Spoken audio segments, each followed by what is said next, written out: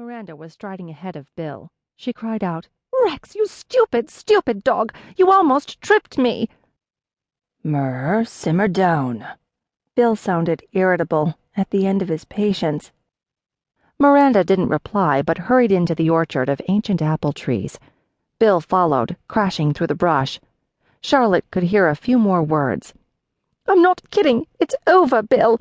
Then she heard the hum of their voices, but no words, and then they were gone. "Gosh," Charlotte whispered to herself. Charlotte had had a crush on Bill Cooper for years. Coop was a hunk, but so easygoing and funny that when you talked with him, you could almost forget how handsome he was. She seldom saw him, even though he lived right next door. Of course, right next door was a general term. Nona's property consisted of 10 acres with 50 feet of waterfront on Pulpus Harbor, and the Coopers' land was about the same size. With all the plantings, you couldn't see one house from the other, even in winter when all the leaves had fallen. Like the Wheelwrights, the Coopers mostly summered on the island, the Wheelwrights coming from Boston, the Coopers from New York.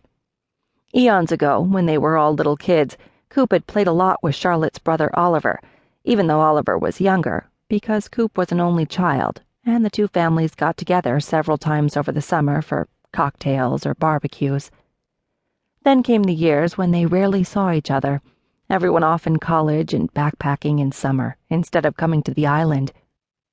Coop lived in California for a while, but 3 years ago his parents moved to Florida, and Coop moved into the island house, telling everyone he wanted to live here permanently. He ran a computer software business from his 1960s wandering ranch house, mixed his plasma TV and Bose CD player in with his family's summery bamboo and teak furniture, and was content. Mostly he allowed his land to grow wild, except for a small crop of butter and sugar corn, famous for its sweetness. At the end of the summer, he held a party outdoors, a clam bake with fresh corn, cold beer, and icy champagne. Charlotte had seen Coop and Miranda about town now and then, when she went in to catch a movie or pick up a prescription at the pharmacy. It was obvious why any man would fall in love with Miranda Fellows. She was a dark-eyed beauty, hired to run Luxe Volupte, an upscale clothing shop on Center Street. She was British, and her accent thrilled the young, beautiful, rich social climbing set, men as well as women.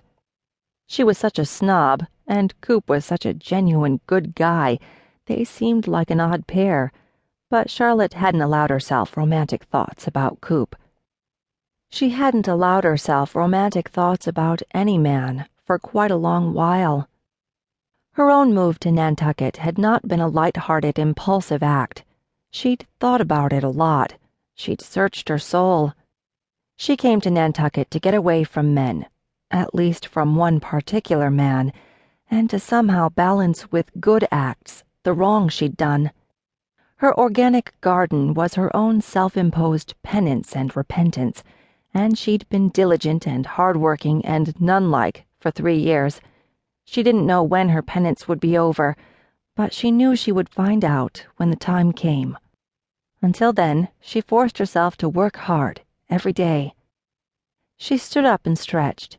On this June day, the sky was overcast, but Charlotte wore a long-sleeved t-shirt, a pair of striped bib overalls, and the floppy straw hat.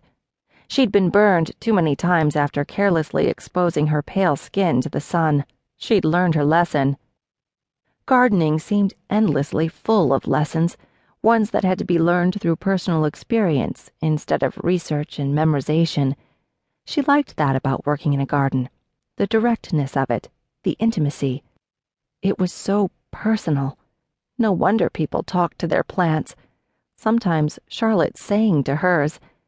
And there was one stubborn wild rose, a rogue at the far end of the rows of winter onions, that had proudly kept a few green leaves all through the frigid winter. Charlotte actually visited it, touching its chilled leaves and whispering to it to cheer it on. When a failing plant began to thrive, she felt it as a personal victory. She believed it was her good work that somehow brought about good results. Now she scrutinized the long rows of plants shining beneath the sun. At the far end, Jorge, her part-time employee, was plucking weeds and tossing them into a bucket. Jorge was a good, fat